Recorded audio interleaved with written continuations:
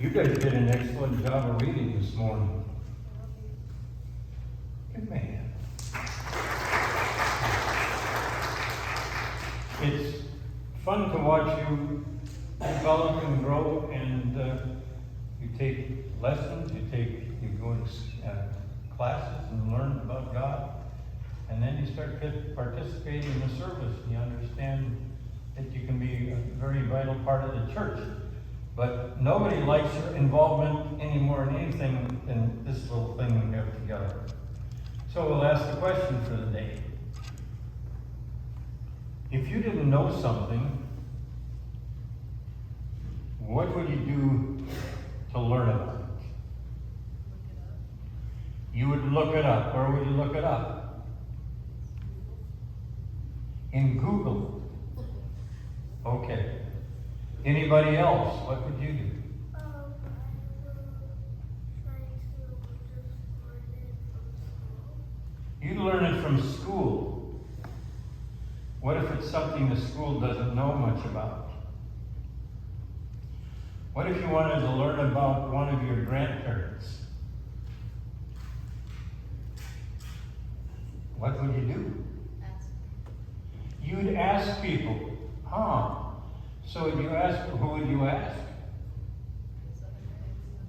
Other family members. Is there anything else that you would, if you want anybody else that you would go to if you needed to find out information? Other than your parents. You could go to the library. Okay. Look it up. Well, okay, that's fine. But I'm talking about people. You ever go to anybody else to learn something about something you don't know much about? Who else but your parents do you ask about questions about things? Grandparents, okay. Teachers, okay. All right. I didn't really think of any situation in particular where you would need to go and ask a particular person. But aren't there a lot of people that have knowledge about things you don't know much about? And when you take a driver's test, who do you go to? Driving instructor. Do they know more about driving than your parents?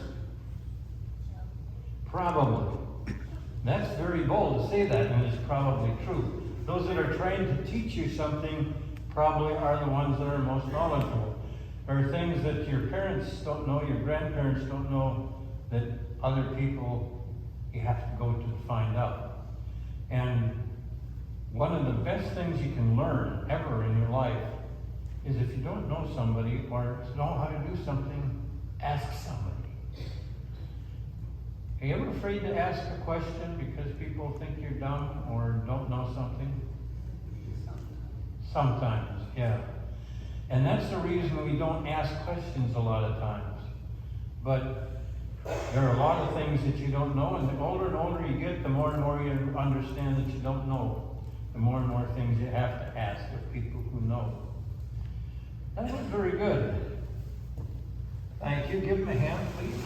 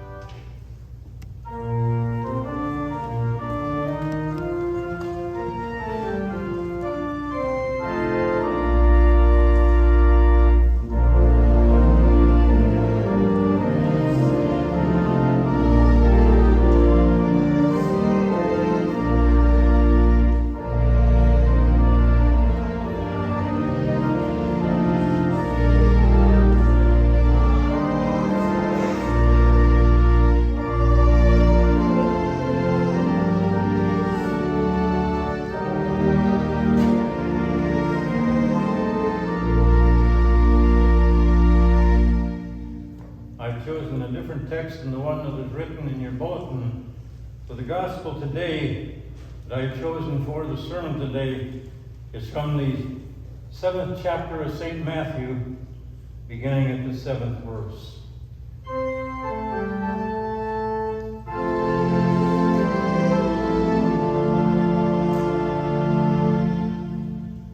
Ask, and it will be given you. Search, and you will find. Knock, and the door will be opened for you. For everyone who asks receives, and everyone who searches finds, and for everyone who knocks, the door will be opened. Here ends the gospel for the day.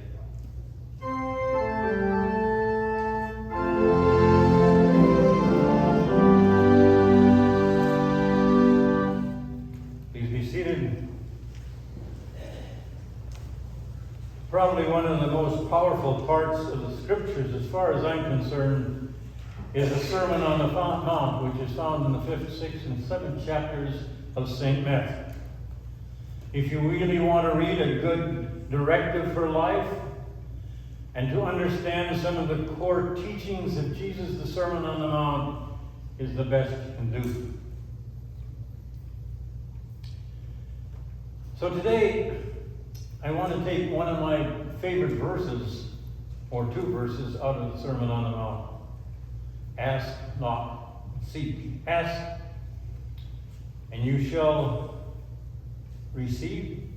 Knock, and the door will be open. Seek, and you will find. One of the powerful things about this passage is that it says that we as human beings, if we want to improve ourselves, if we want to find some meaning, if we want to achieve some goal, it is necessary to take the initiative on our own. Too often, we like to sit back and not take any kind of initiative. We have a name for that. We call it spiritual panhandlers. People that sit back and want something to happen, want something to change in their life, and they just sit and expect it to happen without initiating any kind of behavior or any kind of searching, any kind of discovery on their own. And if you want to change, if you want to discover, then you have to take the initiative yourself. Idleness has no blessing. Knowledge comes only with advanced study. Gold is usually hidden under the ground or in the streams. Music requires a lot of practice, a lot of discipline, and so on and so on. Whatever you do, it is important that you really understand that the basic responsibility for achieving, for growing, for developing is on you, not on for someone else to influence you to do it. And so Jesus says some answers. He says, ask, and you will receive. Seek, and you will find. Knock, and the door should be open. For most scholars, they think that that passage refers basically to prayer, and it might. But if you look at it closely, it really affects every aspect of your life. Ask. Ask. It all starts with asking. We are not omniscient. We don't know all things. And so it is important for us to be able to ask in humility. Now, the metaphor for this I can remember very well. It was when I was 12 years old. I traveled everywhere with my dad because he had a heart condition, and my mother wanted me always to be with him when I was out of school. So we decided to take a trip from our farm and go to a place called Mabel. And we had a route for that. We went 5 miles west, and then we went 9 miles north, and then east again. And this was our common trip. Well, once my dad decided, actually we're going kind of in a circle, and when we get to Mabel, actually our farm probably is straight south of us, or straight north of us. So I'm going to take a shortcut. I know there's a shortcut here. Well, the first turn that he made, I saw a sign advertising Iowa. I knew he'd taken the wrong road. So I said, Dad, I think you have to go back.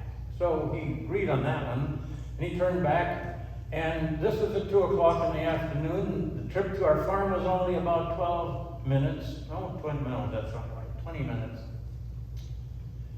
And so we started out at 2 o'clock, and by 4 o'clock we were still on the road. And I'd asked him several times, can we stop and ask somebody? Can we stop at a farmhouse? You don't know where you're going. Well, my dad didn't like that very well. And he was not somebody that would ask questions. I know that none of you have husbands that don't ask questions. But he simply was not.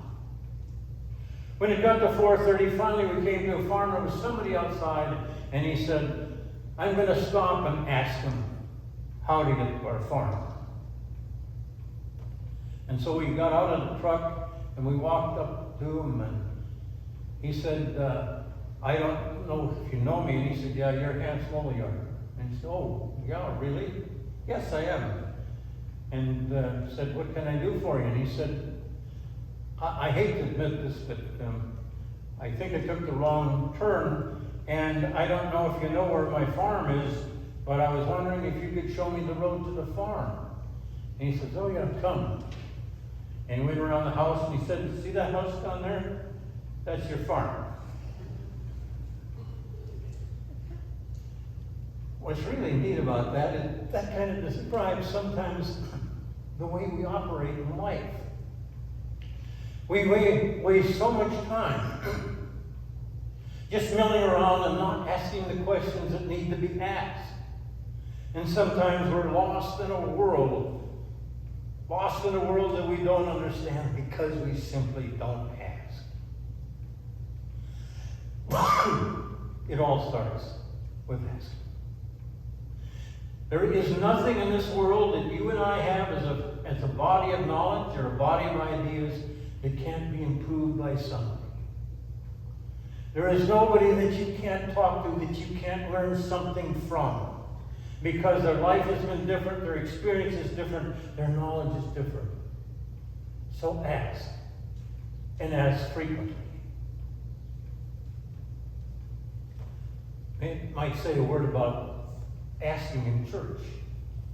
Sometimes when people are given a responsibility to get people to help them, I ask, have you gotten somebody together to do this project? And they said, well, yes, I put out a call for volunteers. And generally I say, that's not going to work in this church. You're not really apt to volunteer just on a basic call. But I said, one thing unique about this church, if you talk to them individually and ask them to do it, they'll probably do it. Most of us don't want to be called to do something that anybody can do. If somebody asks us to do something, we would like to know that the person asking us has done a little thinking and a little research and felt that because they called us particularly, that maybe there's something about us that is worth sharing with them. You need help? Ask specific people. I find very few people that turn me down when I ask. The second thing that Jesus says is knock, and the door shall be open. If you want the doors to be open, you simply have to knock. The people who really understand this are salespeople. They say if you want to sell something, you've got to go out and you've got to pound on doors. You don't do that so much anymore. It's more in terms of communication by phone or text or email. But it's the same principle. You've got to ask. The other day, and this is really a metaphor for this particular statement, knock and it shall be opened unto you. I had my car serviced not too long ago.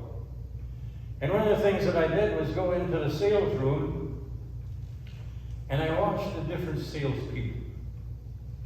And some people were on their phone constantly. Others were sitting or standing around the desk in the front, kind of milling around, hoping for somebody to come to them. And then I went and I started looking in the windows of their little cubicles to see who had the awards for sales. The ones that were on the phone all the time were people who had best salesperson for the last 5 years, or a meritorious award for selling. They learned that they have to knock on doors, and sometimes more than once on the same door. So I went into one and I said, can I interrupt you for a minute? I know you're on the phone, but you had a break and I'd like to just ask you something. I said, how many sales calls have you made today? And he said, 9. And I said, and how many sales did you make? And he said, none. And I said, well, that must be very depressing for you to make all those calls and not get one. And he said, oh, no, it's not depressing at all. I'm really happy because I averaged 1 sale in every 10 calls, and I'm already done with 9. I only got 1 left. And I said, man, are you a member of any church? I like your attitude. The understanding that you have to fail a little before you succeed.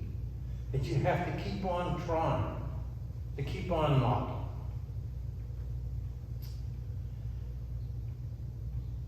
Knock, and it shall be opened. The third thing that Jesus says is, seek and you shall find.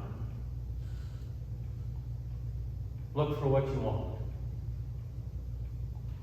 If you want something, you got to look. You got to start looking. And be very aware of what you're looking for. Because you will find what you're looking for. For instance, if you are looking for goodness and the good in people, then when you approach people, you will try and find something about them that you like, something that impresses you, something that's different, something that you might catch an inspiration about. And you'll find a lot of good people. But if you want to find the negativity in people, you can find that very quickly. You can find their triggers. You can set them off. So if you want to see peace, you are a peaceful person. If you want to find kindness, be a kind person and seek it in others. And it will be found.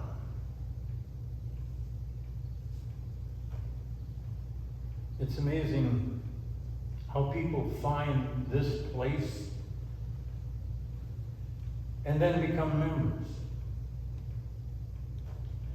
We've got one couple who have been here for some time now that like to talk about their experience in coming here. Because they'll say, how did you find this church? I said, well, we were looking for a place to worship, and we had a place in mind, and we took the wrong turn and wound up here by mistake. And we came in and said, it's too late to go anyplace else. Let's stay here. And we got to like it. Another sat here for meditation in the parking lot, discovered a Bible study, and came and found a place. But one of the things all of them are doing, whatever they do to come here, whether it's to look at a church, to say it's a beautiful church, and they just wondered what went on in there, they were seeking for something. And they came. And because they were seeking, they found it. If you want to know God's will for your life, think about the things that you can do that God has asked you to do.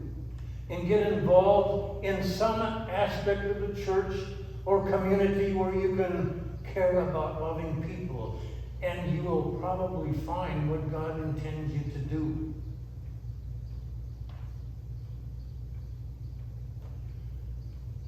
The prototype here is Lee Strobel.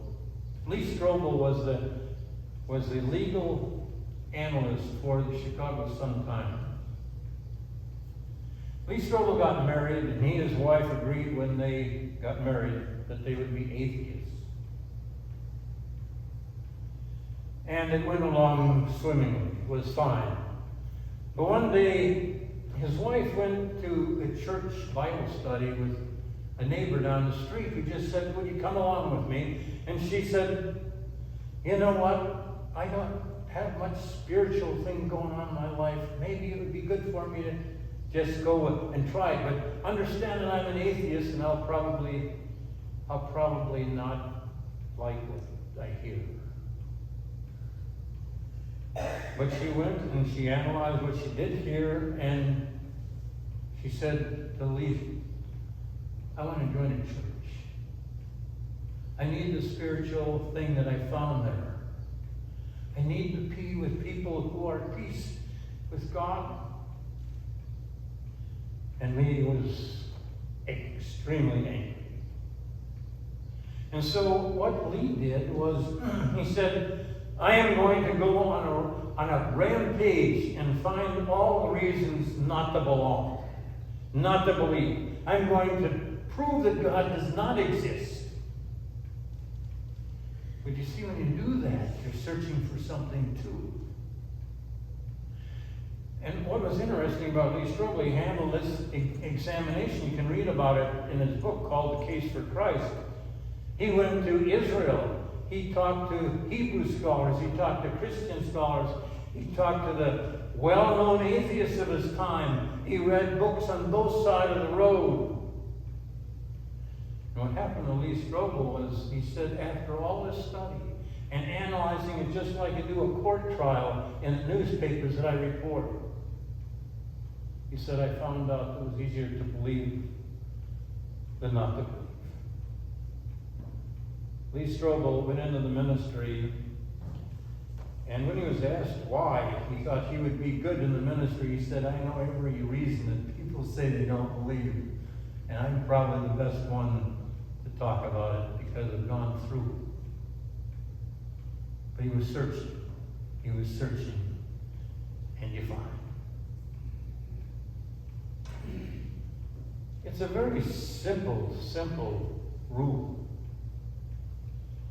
But it is an accurate one, and it's certainly one of my favorite from the scripture, because every time that I don't know something, that I want to improve something, I know that I need to include somebody else in my life who can help me understand. Seek, and you'll find. Knock, and it will be opened. Ask, and it will be given. Amen.